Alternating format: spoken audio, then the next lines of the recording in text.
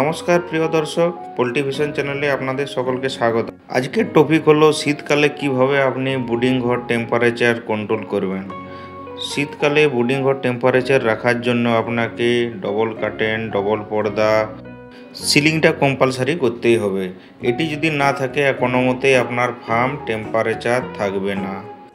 হিটটা আপনি গ্যাস বুটার দিয়েও করতে পারেন, আবার বুকারি দিয়েও করতে পারেন, আবার ডিজেল বুটার দিয়েও করতে পারেন। আপনি যে কোনো জিনিস দিয়ে হিট করতে পারেন, আবার কয়লার টিন দিয়ে, কয়লার দিয়েও আপনি হিট করতে পারেন। এবারে কথা হচ্ছে, যদি আপনার টেম্পারেচারটা ঠিকঠাক থাকে, কমে না যায়, তাহলে আপনার পাখি ঠিকঠাকভাবে জল খাবার খাবে। আর যদি কমে যায় তাহলে আপনার পাখি জল খাবার কিছুই খাবে না।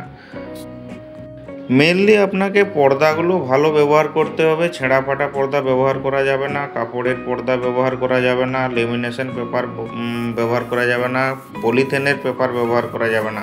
আপনাকে খাবারের বস্তার পর্দাটা যদি ব্যবহার করেন, তাহলে ওতে কী হবে, এয়ার সার্কুলেশনটা ভালো হবে, হাওয়া বাতাসটা পাস হবে।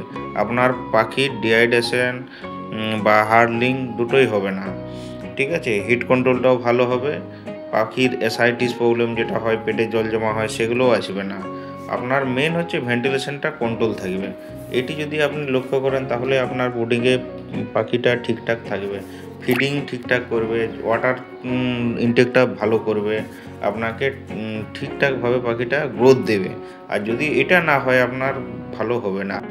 আপনি যদি ক্রপ স্কোরটা 2 ঘন্টার মধ্যে 75% যদি করতে পারেন, তাহলে সব থেকে ভালো। আর আরেকটা লক্ষ্য রাখবেন, 8 ঘন্টার মধ্যে আপনার যেমন 80% ক্রপ লেভেলটা যায়, 12 ঘন্টার মধ্যে 85% যেমন যায়, 24 ঘন্টার মধ্যে যেমন 95%-এর উপরে যায় ক্রপ লেভেলটা, তাহলে কী হবে, আপনার পাখির গ্রোথ সব থেকে ভালো হবে। ক্রপ লেভেল হচ্ছে মেন। ক্রপ লেভেল যদি আপনার সঠিক থাকে, তাহলে আপনার পাখিকে রেজাল্টের দিক থেকে আপনাকে পিছিয়ে যেতে হবে না, সবসময় এগিয়ে থাকবেন। আর টেম্পারেচার যদি কম হয়, তাহলে আপনার পাখির যে কুসুমটা, যেটা ইয়ক, সেটা অবজার্ভ হবে না। সেই ইয়ক যদি না অবজার্ভ হয়, পাখির মোর্টালিটি হবে, পাখি আনইভেন্স হবে, ছোটো বড়ো হবে, পাখির গ্রোথ থাকবে না, কড়া ট্যাংরা হবে, নানা রকম সমস্যা আপনি দেখতে পাবেন। আর এগুলো করার জন্য আপনাকে 100 পাখিতে 4টে ফিডার, 4টা ডিঙ্কার এগুলো লাগাতে হবে না। এগুলো আপনাকে লাগাতে হবে, পেপারে ফিডিং করাতে হবে, বারবার পাখিকে ডিস্টার্ব করতে হবে, দাঁড়িয়ে জল খাবার খাওয়াতে হবে, তাহলে আপনার সব মেনটেন হবে। আর লিটার থিকনেসটা আপনাকে 3 ইঞ্চি পুরো লিটারটা দিতে হবে। ধানের ভুসি 3 ইঞ্চি পুরো আপনাকে দিতে হবে। আর ব্রুডিংয়ের বাইরেও আপনাকে ভুসিটা যেন চারদিকটায় ছড়িয়ে রাখতে হবে। তাহলে কি হবে, নিচের থেকে ঠান্ডা যে ওষটা সেটা উঠবে না উপরে, আপনার পুরো ব্রুডিং ঘরটা হিট থাকবে, গরমটা ধরে রাখবে। আর পাখিটা আপনার ঠিকঠাক ওজন আসছে কিনা সেটা দেখার জন্য আপনাকে হিসাব বলে দিচ্ছি। একদিন বয়সে যেমন আপনার 40 গ্রাম বডি ওয়েট থাকে, 3 দিন বয়সে তার 3 গুণ, 3 4 12, 120 গ্রাম।